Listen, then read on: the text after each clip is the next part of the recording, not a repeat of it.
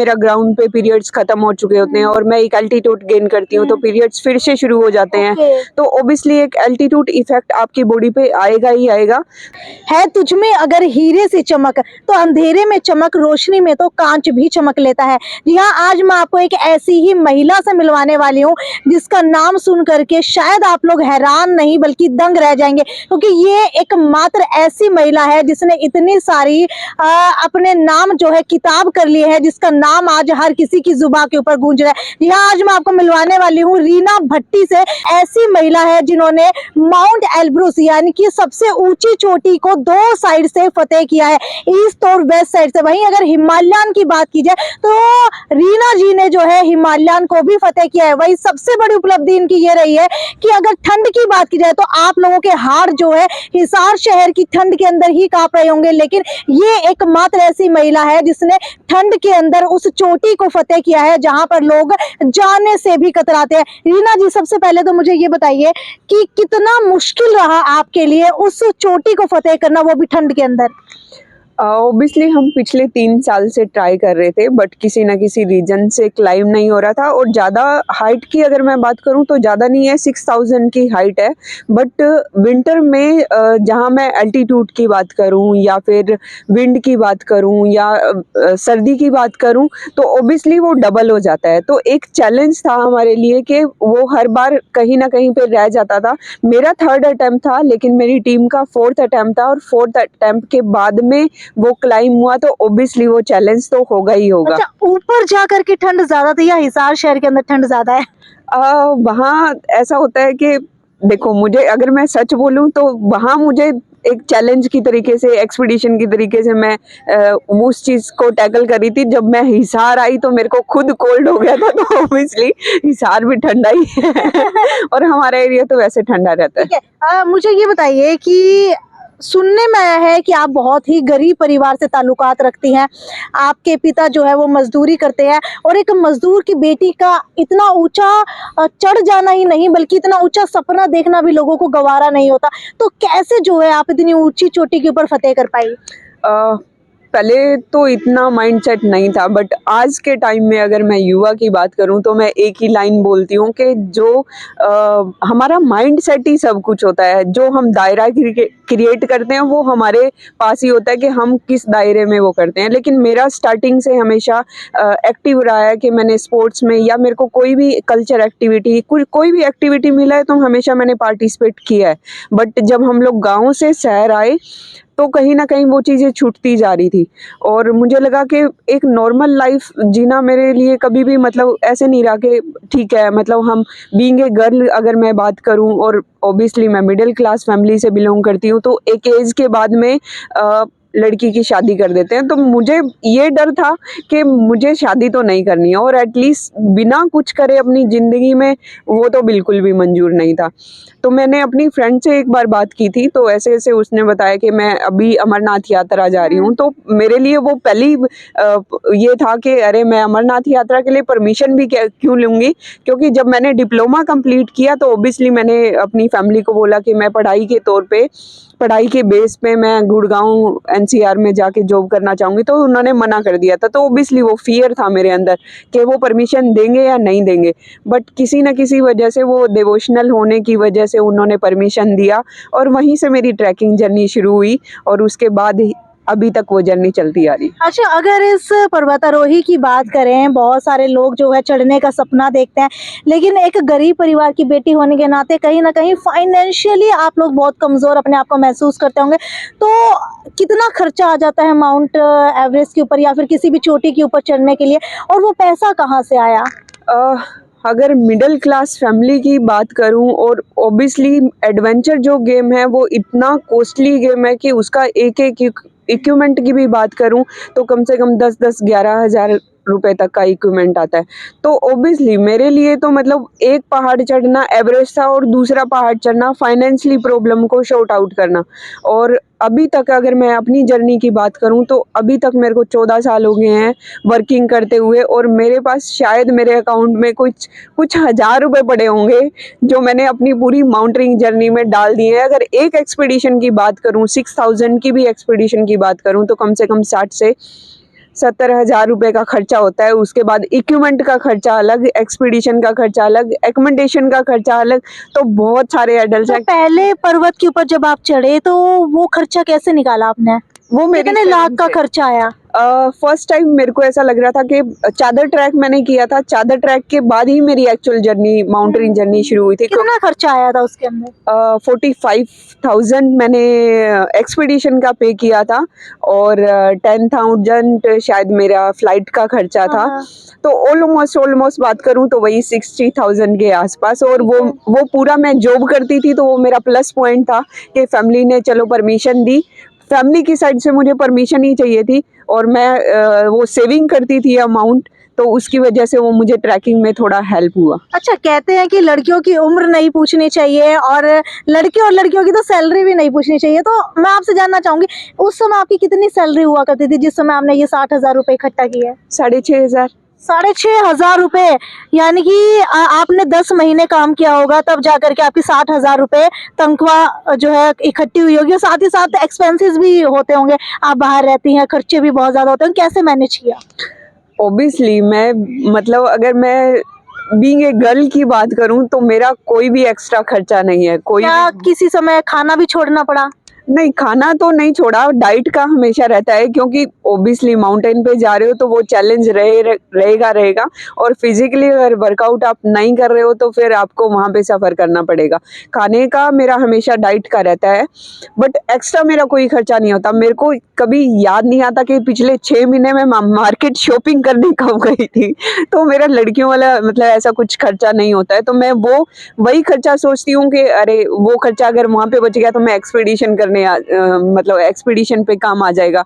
तो ये सब सेविंग कर करके, और हाँ, मैं एक्स्ट्रा वर्कआउट वो भी करती थी। मतलब ऑफिस टाइम में ओवर टाइम मैंने करना शुरू कर दिया था, क्योंकि मुझे पता था कि अगर सपना देखना है तो वो पूरा करने के लिए भाई मतलब आपका नींद हराम तो आपको करनी अच्छा, पड़ेगी। कई बार ऐसा होता है कि आप जब एक छोटी फतेह कराते हो तो सरकार की तरफ से आपको सहायता राशि मिलती है या फिर कंपनीज जो है वो आपको हायर कर लेती है, तो क्या कभी किसी कंपनी की तरफ से ऑफर नहीं आया? अभी तक ऐसा नहीं, बट हाँ, पिछले साल मैंने एवरेस्ट अटेम्प्ट किया था तो कैंटाबिल ने मेरा सपोर्ट किया था कुछ हद तक। गवर्नमेंट की साइड से बात करूँ तो गवर्नमेंट ने जो पॉलिसी बना रखी है वो 8,000 की पॉलिसी बना रखी है, और उसमें भी 8,000, अगर 8,000 की, एवरेस्ट की मैं बात नहीं करूँगी क्योंकि एवरेस्ट का तो खर्चा ही 35 के आसपास चला जाता है।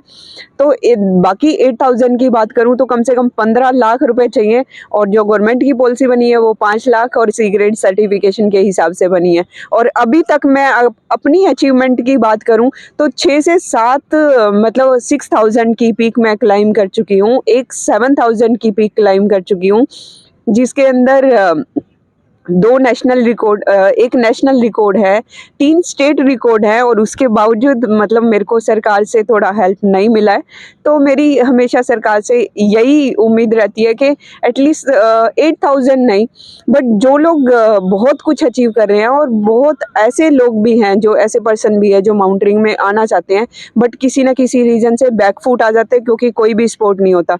मेरा प्लस पॉइंट ये था कि मैं प्राइवेट सेक्टर में जॉब करती थी और वो जॉब वाला पैसा मैंने माउंटेनिंग में डाल दिया। बट कितने ऐसे लोग हैं जो मेरी तरह गरीब फैमिली से बिलोंग करते हैं और उनके पास कोई सोर्स नहीं होता, फिर उनको बैकफुट पे आना पड़ता है।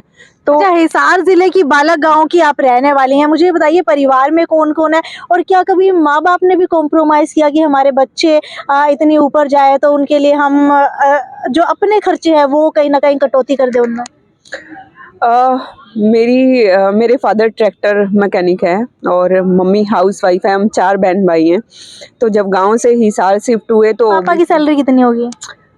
आई डोंट नो, कि मैंने कभी नहीं पूछा उनसे, क्योंकि शायद मेरे को नहीं लगता कि मैं ये कैपेबल हूँ कि मैं उनसे ये पूछूं कि आप कितना अर्न करते हो। बट हाँ, मैं उनका बच्चा होने के नाते मैं ये समझती हूँ कि मैं उनको जितना भी सपोर्ट दे पाऊँ, तभी मैंने जॉब स्टार्ट किया। +2 किया, डिप्लोमा कंप्लीट करते ही मैंने जॉब करना शुरू कर दिया था और 3,500 में जॉब करना शुरू किया था, तो आप समझ सकते हो।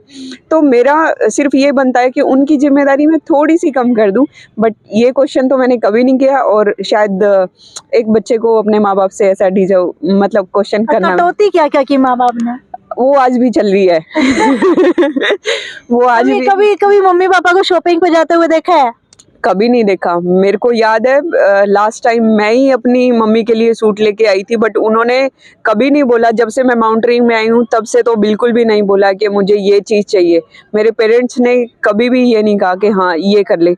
इवन शायद मुझे ही बोल दिया हो, जब मैं फ्रस्ट्रेशन होती हूँ या डिप्रेशन में होती हूँ या फिर सैड होती हूँ, तो मुझे लगता है कि यार बहुत टफ सिचुएशन है ना, मतलब कहाँ से लेके आऊँगी मैं इतना पैसा। जब मैंने ड्रीम तो देख लिया, बट ड्रीम देखने के बाद जब एक्चुअल ग्राउंड पे निकलती हूँ ना, तब लगता है बहुत हरासमेंट क्या होती अभी है। भी आप लोग जॉब कर रही हैं? बिल्कुल, मैं अभी भी जॉब कर रही हूँ। 5 से 6 घंटे का मेरा वर्कआउट होता है, ठीक है, और एक्सपीडिशन की भी तैयारी चल रही है। तो अरे ये बताइए, लड़की के लिए कितना चैलेंजिंग रहता है हिमालयन के ऊपर चढ़ना या पर्वतारोही बनना, बीइंग अ गर्ल? आपको क्या लगता है, क्या ये सेफ है और कितना सेफ आप मानती हैं?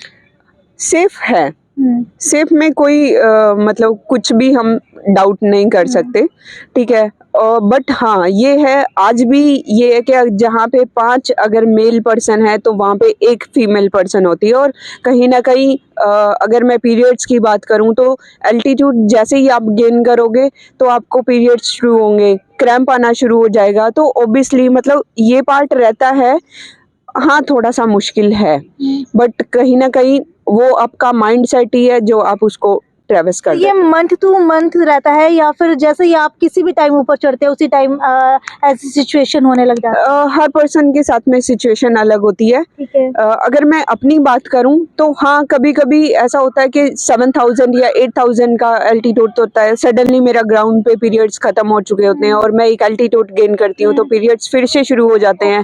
तो ऑब्वियसली एक एल्टीट्यूड इफेक्ट आपकी बॉडी पे आएगा ही आएगा। तो वो पीरियड्स कभी भी हो सकते हैं, वो डिपेंड करता है आपके हार्मोन्स पे, आपकी बॉडी स्ट्रक्चर पे, आपका न्यूट्रिशन।